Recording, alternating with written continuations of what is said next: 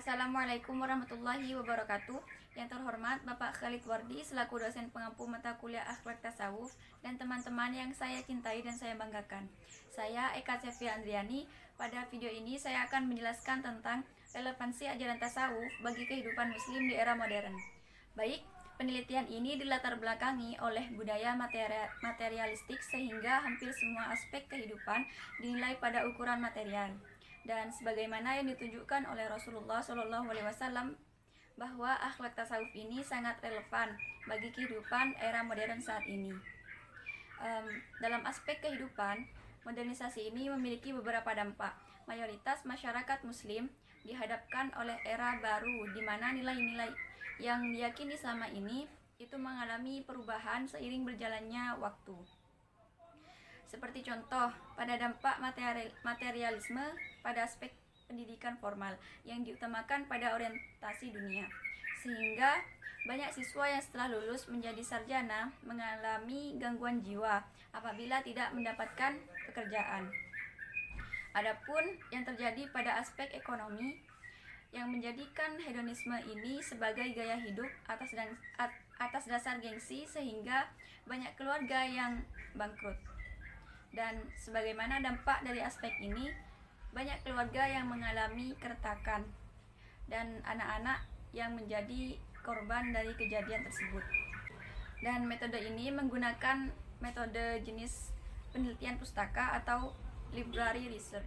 Baik, masuk pada pembahasan, yaitu yang pertama adalah aspek batin dari ajaran agama yang berhubungan dengan syariat Islam merupakan tasawuf pada hakikatnya.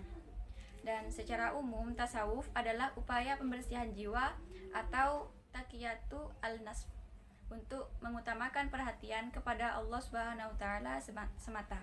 Contoh pada praktiknya seperti perbaikan diri, perbaikan akhlak, kontemplasi atau renungan sebagai perhatian penuh terhadap diri sendiri.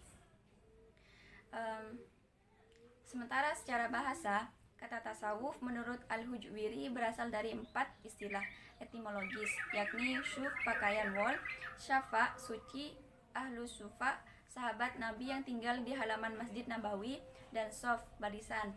Sedangkan menurut Syekh Ruwaim, tasawuf dapat diartikan sebagai lepasnya jiwa seseorang, kemudian jiwa tersebut bersama Allah Subhanahu wa taala dan sesuai dengan kehendak Allah Subhanahu wa taala.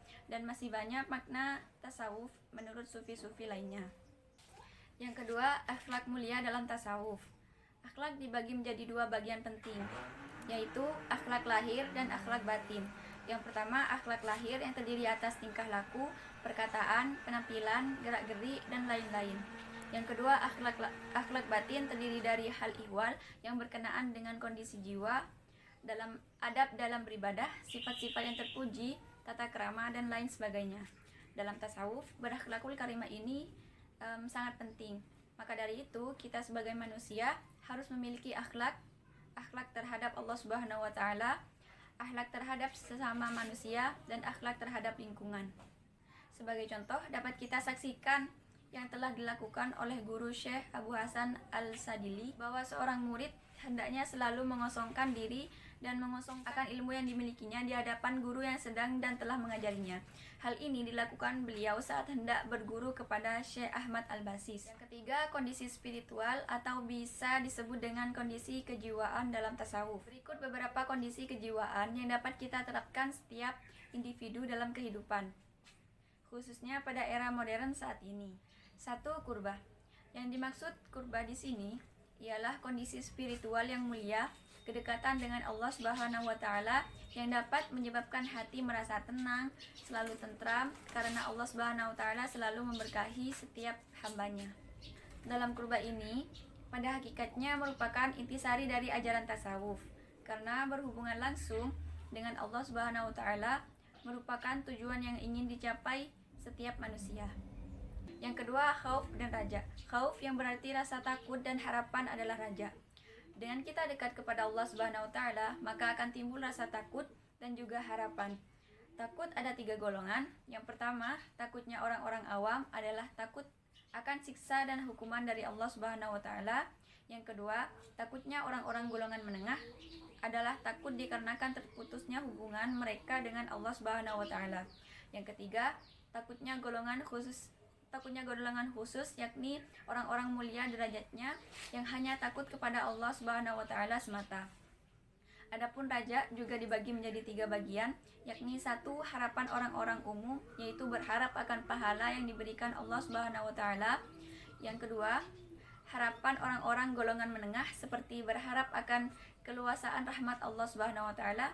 Dan yang ketiga, harapan orang-orang yang tinggi derajatnya, mereka hanya berharap kepada Allah Subhanahu wa taala semata, tidak berharap akan hal lainnya. Jadi kesimpulannya adalah pada era modern ini meski banyak kemajuan dalam kehidupan, namun juga memiliki sisi atau dampak negatif seperti perubahan pada nilai-nilai moralitas dan spiritual akibat maraknya cara pandang materialisme. Maka mempelajari tasawuf dengan baik dan benar dapat menjadi solusi atas permasalahan yang ada.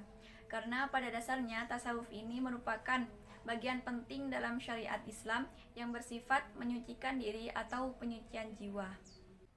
Jadi agar kita tidak terpengaruh terhadap dampak negatif pada era modern saat ini, kita patut menerapkan apa yang telah saya jelaskan di atas. Di antaranya berakhlakul karimah dan kondisi spiritual seperti kurbah yang selalu merasa dekat dan merasa diawasi oleh Allah Subhanahu wa taala. Selanjutnya dengan menerapkan khauf dan raja, yaitu selalu merasa takut dan berharap terhadap Allah Subhanahu wa taala semata, baik keperluan yang bersifat lahiriah dan batiniah. Sekian dari saya. Wassalamualaikum warahmatullahi wabarakatuh.